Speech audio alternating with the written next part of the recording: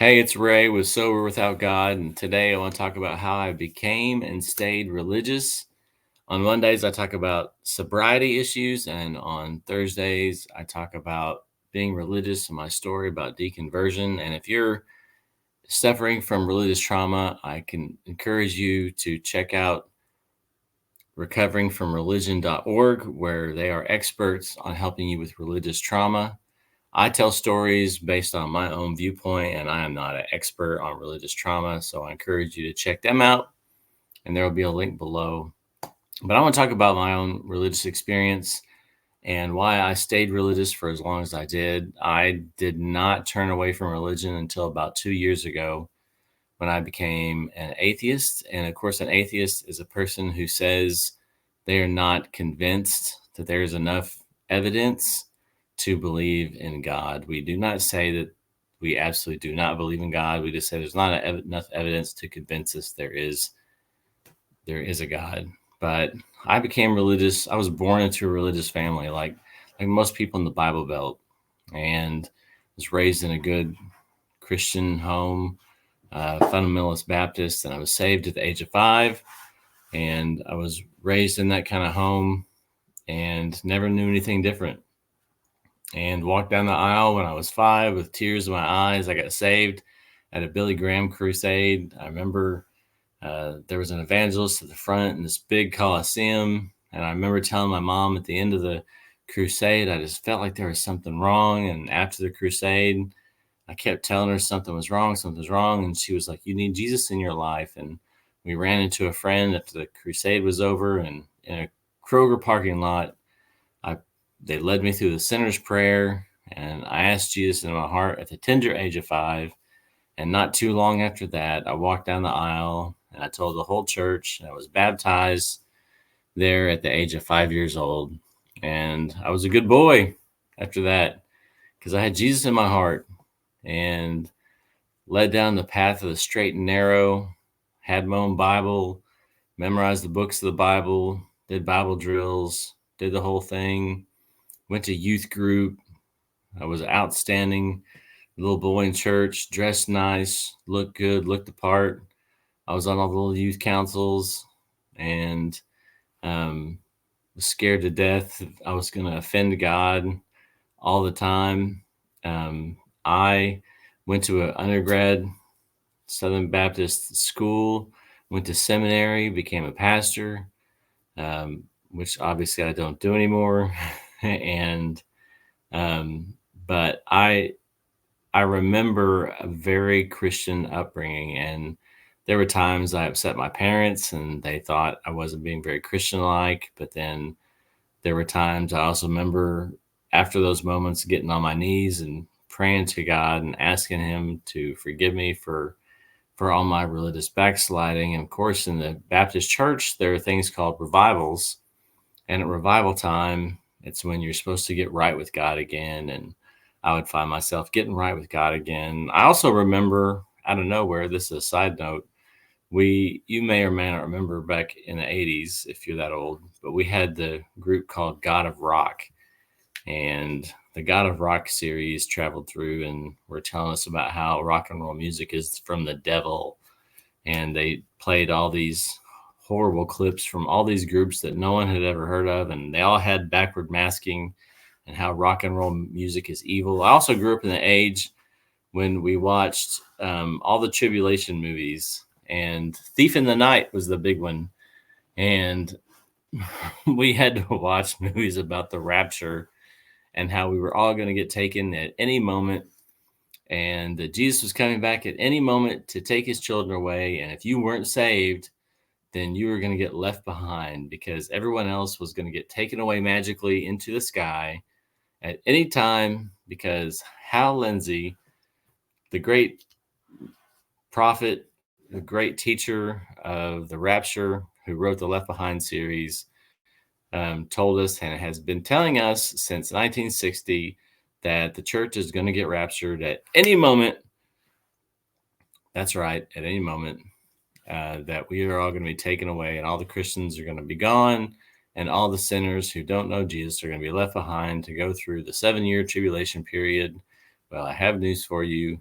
It hasn't happened yet. Billy Graham said that he believed Jesus was going to be coming back in his lifetime. That didn't happen. And so that scared the heck out of me. And of course, I had to sit through all those sermons on hell, um, and be scared about going to hell. And if I got some bad thought in my mind, then I was going to go to hell. Even though I was saved, it still scared me.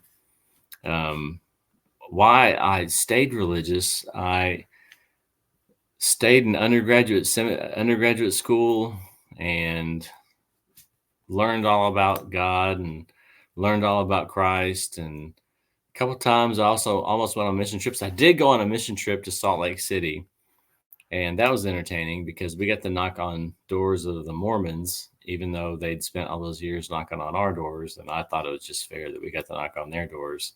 I did have an awakening moment when we went to Salt Lake City because we were the advanced team. So we went in a week before the Southern Baptist Convention had their big convention in Salt Lake. So we were there a week before, and there were a bunch of groups of us, undergraduate students and seminary students, and we went knocking on doors, witnessing to people. And all we did was we went in with tracts, Bible tracts, explaining the gospel to people and going door to door. And a couple of groups of undergrad students went in, and they came back, and a couple of them came back and said that they'd won 1,400 people to Jesus Christ. And I was extremely skeptical of these numbers, because how are you winning 1,400 people to Jesus Christ in Salt Lake City? And there was a follow-up. We had to do follow-ups in these parts of town. And I told them, I said, I want to be in that follow-up group of the area that won 1,400 people to Jesus Christ. And I went on the follow-up group, and it was a non-English speaking part of town filled with Roman Catholics. And we went door to door, knocking on these doors to these people who supposedly had given their life to Jesus Christ, 1,400 of them. And we knocked on the door, and we were like, hey, so-and-so in this house said they gave their life to Jesus Christ. And they were very bad English. And they were like, no, we're Roman Catholic, and so-and-so does live here, but I don't know what you're talking about. We already believe in Jesus. We're Catholic. And every single one of them, we visited 26 houses that day, and 0 of them had said that they committed their life to Jesus Christ. So all I assume happened is they presented the gospel, asked them if they wanted to say a prayer, and they said a prayer, and that was good enough for them to have a conversion. And that's why I became very skeptical of the Roman road presented in these gospel tracts, and very skeptical of the Southern Baptist conversion method. And that was one of the things that kind of got my wheels turning about the way Southern Baptists did these things.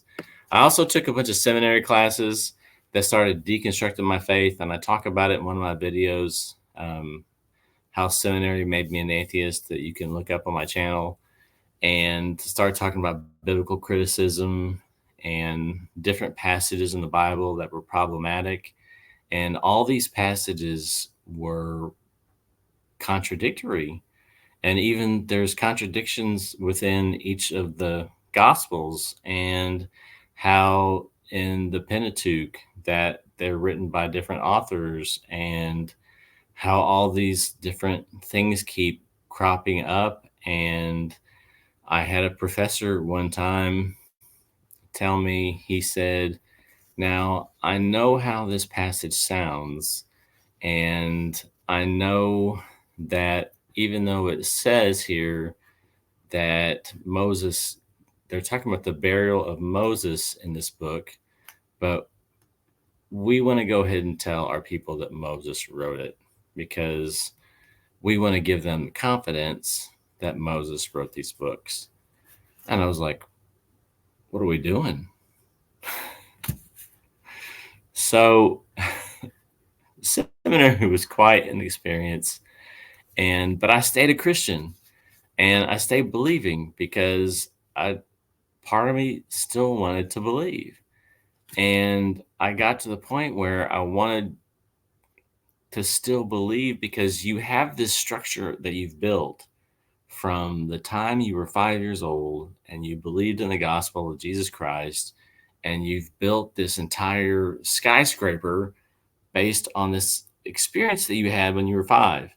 And you build it and you build it and you build it, and it's all built on this foundation of belief from all these Bible stories you were told. And you went to vacation Bible school, and they told you about, Jonah, and they told you about Noah, and they told you about Daniel, and they told you about all these faithful people.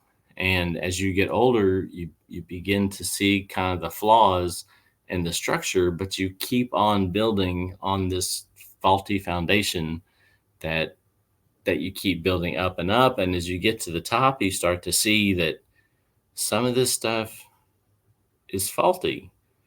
And you can't just go back and burrow down and tear out the whole framework because your building's going to collapse. Well, eventually, that's exactly what happened to me. And I got out of the ministry because my marriage failed, because I and my wife split, because I messed that marriage up and failed while I was in ministry. And I got into a new marriage, and I stayed faithful. I even got rebaptized because I got convinced that because of my failure, I wasn't saved, and which was a bunch of hogwash. But so I got saved twice. So I got baptized twice.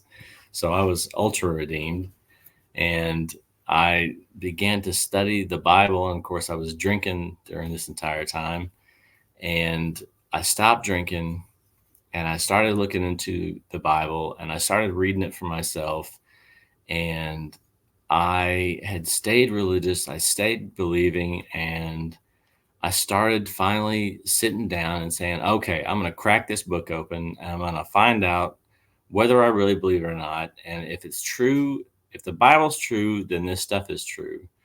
And I started studying the Bible for what it was. And like a lot of people who leave the faith, their faith crumbled when they started to really read the Bible. And I started with Genesis, and I didn't get very far.